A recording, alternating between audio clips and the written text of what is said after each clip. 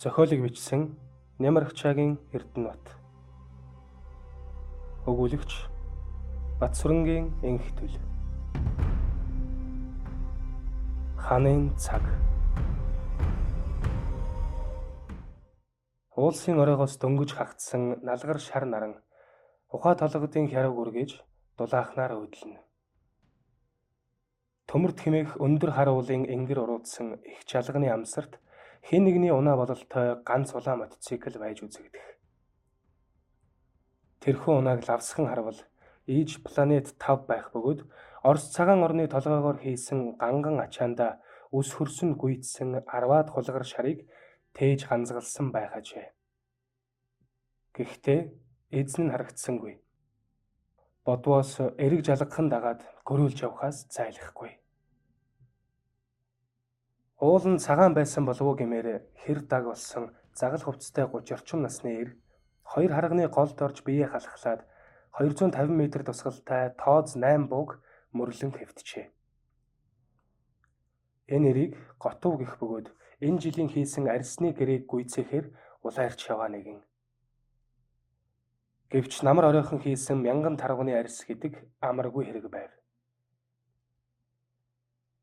Заахо. Өглөөн гараанд 12.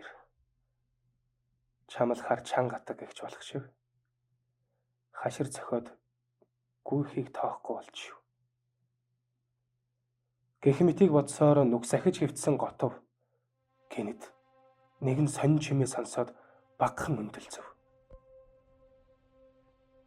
Тэртээ жалганы эхэнд байх улаан яаван л ганцаар наранд гялтганаж харагдахаас өөр юу ч үзэгдсэнгүй. Готов толгоогоо үл ялэг сэгсэрч долоовор хуруугаар чихээ халтхан төнхөд эргэж бууга мөрлөв. Гэтэл дахиад л өнөөх чимээ өмнөхөөсөө илүү тод сонсогдох нь тэр. Готов бууга буулгаад чих тавин чагналаа. Тэр андуураагүй ажээ. Цаг цоглох мэт чаг хийсэн чимээ хаанаас чим тов тодхон сонсцсоор байв. Гүй бас чихтэй юм аа. Юу ингэж дуурдаг вүлээ. Гэсээр готвыг өндийхөд захиж байсан тошныхын тарваг өөртөө зэрэг шахан өндийгөд хамар дуургасаар буцаад орчихсон тэр. Үүнийг харсан готов шийдэл гэж хялайлахчлаа шүү. Хэмээн амандаа шавнсээр бүр мөсөн босч ирээд газарт завлан суув. Тэр дөрөөнд холгогдож цоорсон бокалныхаа төрүүнээс бамбсаа хэмээх чихрийн хайрцагтай дүнсэн тамхи гаргаж тоглов. Өдрийн гараа гэж юмэгч үзэхээ байж дээ. Орой нар буухаар л нэг эргэж үзэхээс биш. Хэмээн бодогцоор хоромхон мартагнаад байсан өнөөх чимээ дахиад л сонсдоод эхлэх юм тэр.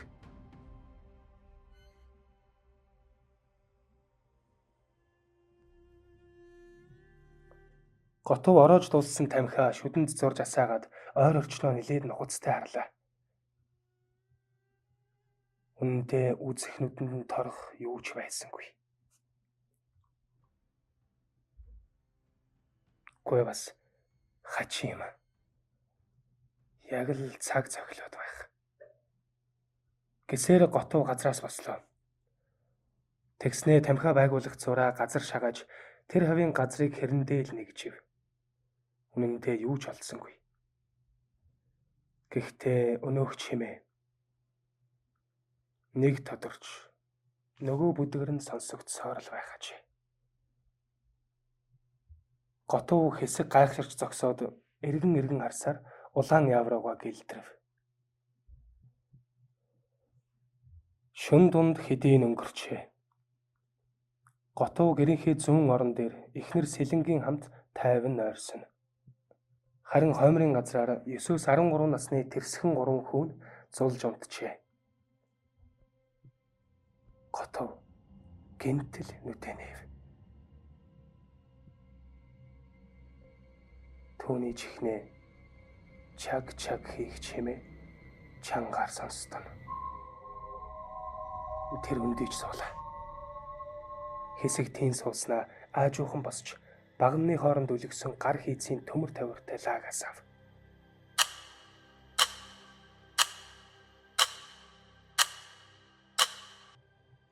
Цагны чимээ бүүрч тодор сонсдоно. Готов хомрын авдар дээр байх сэрүүлэгтэй цагаан цаг өдөө төхөж очлоо. Тэгснээ цагийг барьж үзээд чихэндээ наав. Үнэхээр ч тэр цаг цохилон байх боловч чихэнд сонсогдох тэр чимээнээс тэсвэр ажээ.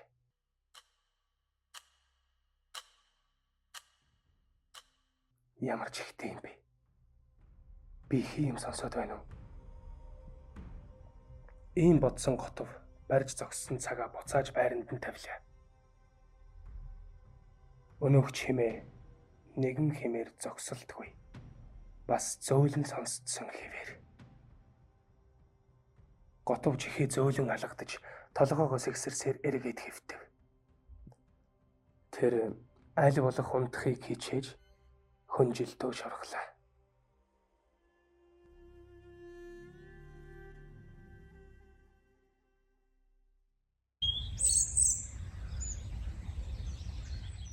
Гүн жалганы эхэнд өнөөхөл улаан яав ирсэн байх бөгөөд уулын оройгоос дөнгөж өнгөх нарны улбар туяан үзүүрт ганцаар тороож үзэгдэнэ. Готов өнөөхөл газартаа иржээ. Тэр бууга шагаасаар хэвтэнэ. Одоо 300хан харц. Тэгэд гүйцээ. Өдөрт 20-с буухгүй байхад 10 гаруйхан хоног. Амжнаа Готов минь. Тэр дотроо ин шивнсээр хэвтэнэ. Үнэндээ Готов болоо арх дарс алиа цэнгэлээс хол элдв ааш авиргүй эгэл борог нэгэн билээ. Ийм байтал урд өдрийн хялайлгаж алдсан тарваг хар нүдэрээ цухуугаад ирхэн тэр. Гой бас хашир золиг гэж бодсон Готов тарвны хар хөлхийг газартаа шүргүүлж бариад гохоо хатгачихсан тэр. Сум яг л тусчээ. Гөрөөчин аажуухан алхаж очиод нүхэнд хэвтэх тарвыг гаргаж ирээд бахтай нэмсэглэв. Гэтэл яг хажуугаас нь "Назад!" гэхтөө чангаар хатхан тэр. Үхтлээ цочсон Готов гар дах тарвгаа шидчихэд хажуу тийш сум туссаар болтжээ. Тэр хэн тийм хашгирсныг хайж ойр орчмыг харсан ч өөрөөс нь өөр хүн тэнд байсангүй. Үнэндээ сая хэн юу гэж хашгирсныг ч тарвах чимээр ойлгосонгүй. Би юу яагаад байна? Арай болохгүй ам. Түй. Тийм юм хаанаас байх? Гүй сая их тод сонссон да. Назад гэж юу юм болоо? За. Би бороод олснаас зайлахгүй. Гэн миний толгой нэг л биш.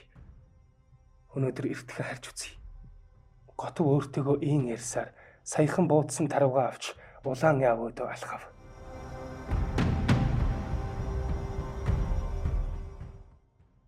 Готов төдийл удалгүй улаан яваа хөлгөлсөөр уулнаас бууж явлаа. Тэр 3 тарваг ганцгалсан байх бөгөөд их л яарах мэт чинээнд нь тултал хаазалж явна.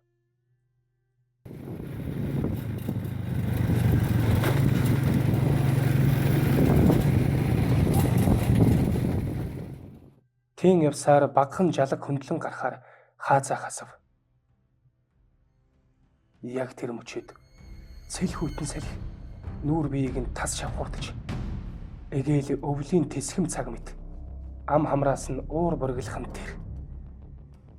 Ингээд ч зогссонгүй. Юу болоод байгааг ойлгож ч амжаагүй байтал унаа мотоцикл нь багахан жалганы тэг голд нам онторч ирэглээ.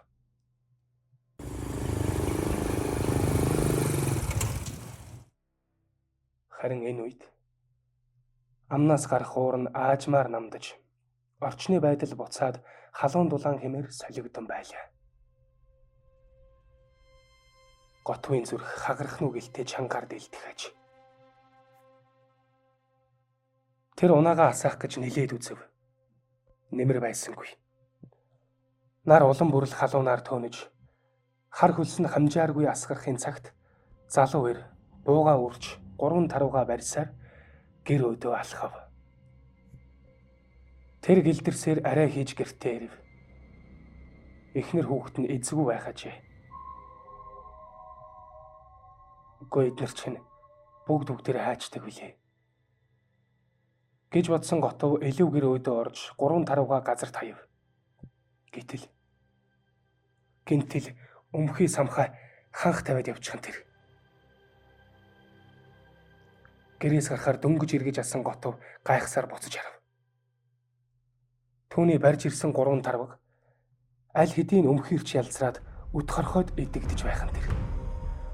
Готов харсан зүйлдээ итгэсэнгүй дахин лавлаж харлаа. Тэр андуураагүй байв.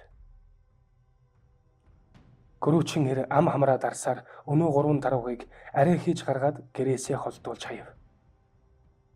Тэгсний хойно юу болоод байна? Ийм байх учиргүй дээ. Ингээд манай дөрв бас хаачаа юм болоо гэж гайхшаа барсаар гэрийнхээ гадна хэсэг зогслоо.